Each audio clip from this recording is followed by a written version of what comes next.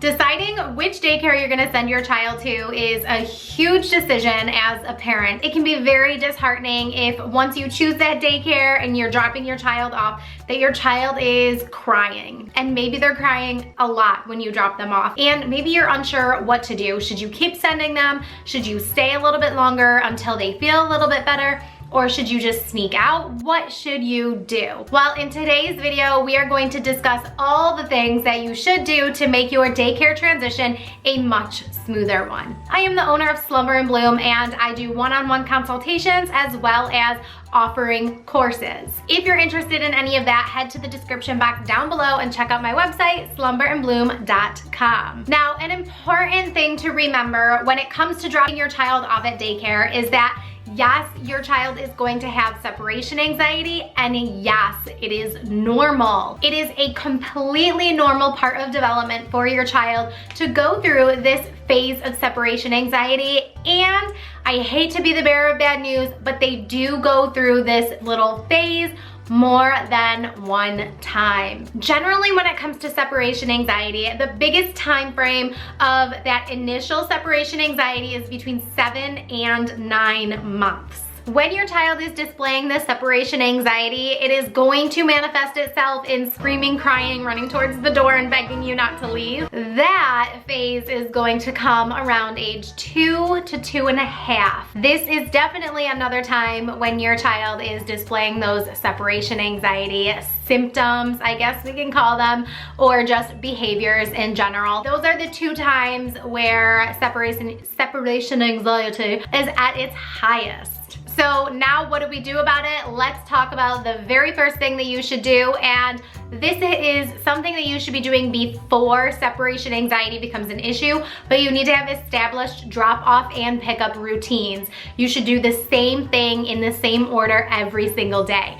So let's say, for example, you are at a big daycare center where you need to stop in the kitchen and put their lunchbox in the fridge. So you walk in the front door, you say good morning, you go to the fridge, you put the lunch in there together, you go to the classroom, you put the stuff in the cubby, and then you let the kid sit, play, lay, whatever phase that they're in. Let's just say, for example, that you have a 9-month-old and you are going to put them at a toy to play with. You are going to set them down on the floor.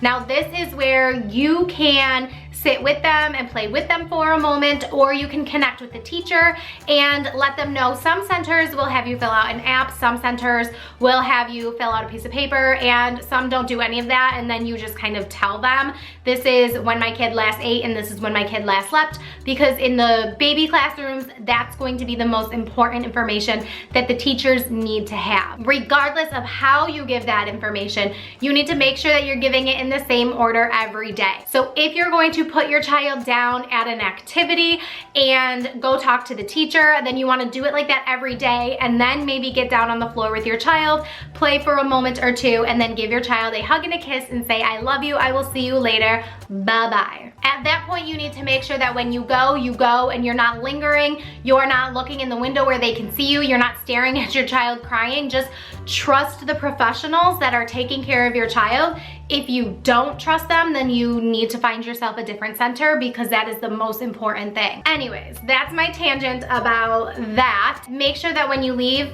you leave. The next thing that you want to do is make sure that you're always staying calm. You need to make sure that no matter how your child is reacting, you are still just having a calm, cool, collected kind of response to your child, whether that means you need to continue walking out of the classroom and leaving and pretending you don't hear it even though it's pulling out your heartstrings. You have to just stay calm. Don't let your child see your emotions, because they will feed off of you. Now, when I was a preschool teacher in a daycare center, I would always let my parents know, not my parents, my students' parents, I would let them know as soon as their child was done crying, and generally that would happen before the parents even left the parking lot. I would bring my little kids, my students, over to the window, and I'm not showing the child the parent, I'm showing the parent the child. So I'm making sure that the parent can see that their child is okay and happy and that they're they're not crying anymore, because that is going to make a parent's day go so much better. So if you're a parent watching this, then you can always ask your daycare center to just kind of like give you a thumbs up or something before you leave the parking lot, because I promise you, your child probably does not cry all day, every day. They're probably done crying within 30 to 60 seconds. Now, the next thing I wanted to talk about was a brief goodbye. I know I slightly mentioned this in part of your routine when you're dropping off at daycare. To kind of dive a little bit deeper into it, it's important to have your routines and have a brief goodbye. So if you're going to talk to the teacher and then spend another minute or two with your kid and then say bye and leave, you need to make sure that you are leaving. Don't just sneak out. Like, do not just sneak out. I could like literally talk a lot about the whole sneak out situation, but don't do it. You want to be honest with your child and you want to tell them, I'm leaving now, I will see you after work. Or depending on how old they are, if this is an older toddler, maybe they're 2.5, maybe they're 4 or 5, and they're just going through another bout of separation anxiety, find out the school schedule. Don't tell them, I'll be back at 5:30. Say, I'll be back during your afternoon outside playtime, or whatever time of day it is. When you know that you're gonna be there at a specific time of day, let them know that. Now, of course, with the younger babies, you're not gonna be able to have that kind of communication, so just say, Mommy, Daddy loves you, I have to go to work now, I'll see you later, and give them a hug and a kiss and go. One thing that I will add about the sneak away strategy is that just sneaking away and not actually saying goodbye to your child is going to increase the likelihood that your child is more stressed out and anxious during the day, because they don't know where you went, they don't know when you're coming back, and they're just confused, upset, angry, and just sad. So sneaking away should not be part of your routine or your strategy here. Now, if you're kind of following along with the theme here, everything that I'm going to tell you is in correlation to your routine at drop-off time. So the next thing that I want to talk about is when and where you're putting your child when you bring them into their classroom. So you don't want to just put them on the floor with nothing in front of them and for them to just stare around and look at you and watch you leave. You want to distract them, and we can call this a transition item, where maybe your child has a favorite toy at daycare, you want to get them that toy and sit them down with that toy. Or maybe some kids are having breakfast at the table, you can have your child sit and have breakfast as well. Some other centers will have an art project or something to really just distract the kids from this transition, because it can be difficult for a lot of families. But find out what your child's specific transition item is that will get them distracted enough to be happy in their classroom environment, and try and stick with that every day as part of your routine. Another thing that you want to do is make sure that your child knows who the caregiver is in their classroom. You need to make sure that they know, Miss Becky is here today, let's say good morning to Miss Becky, or however you want to word it to your child, but just to let them know this person's in charge. You don't have to have that kind of, this is your teacher, listen to them, blah, blah, blah kind of conversation, but just letting them know, oh, you're with Miss Becky today, let's go say good morning. And then you can kind of go about the rest of your routine. The last thing that I want to talk about is that you have to be patient and you have to give it time. This is a big transition in your child's life, and if it's their first time ever going to daycare, it might take a couple weeks to maybe their first month of adjusting to this new environment. So do not give up hope if after the first couple days or even the first week, it's still a difficult drop off. If it's been a couple months and you're still dealing with the daycare crying at drop off time, then you might want to look into some other factors of what might be contributing to this sadness or anxiety or just general separation anxiety, and see if you can get to the root of that issue.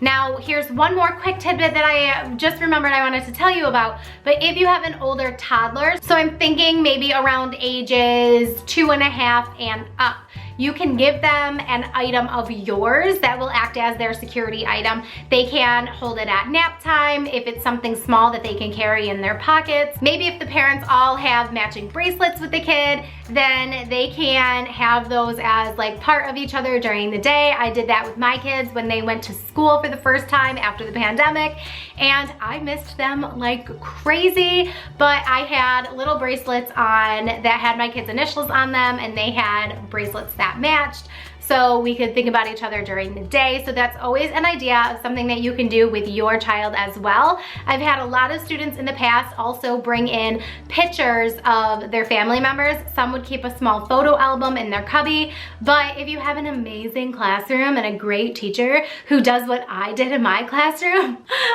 tooting my own horn here, but I did love my classroom, and while I'm not a teacher anymore, I did love that I had a cozy corner with family pictures of every kid in the classroom's families. The families would bring in pictures and we would just add them to our family wall, and that was an area over in a quiet, cozy corner where kids could look at books, or they could just look at pictures of their family members on the wall and make them feel a little bit better about being away from their parents while they are at daycare. Now, I just wanted to remind you that this is a totally normal transition period for your child, and having some extra separation anxiety while getting used to new routines, new people, and just everything is new, then the crying at drop-off is going to be totally normal. This too shall pass. While you're going through that sad drop-off time, and maybe your child is doing more crying than you're comfortable with, and maybe it makes you really upset, just look forward to pickup time, because that moment when your child sees you walk through the door and they run up and give you the biggest hug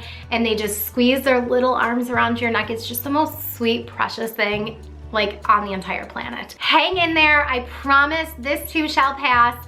If you have any questions, leave them in the comments down below. Check out the other videos that I have on this channel, and keep blooming. Mwah.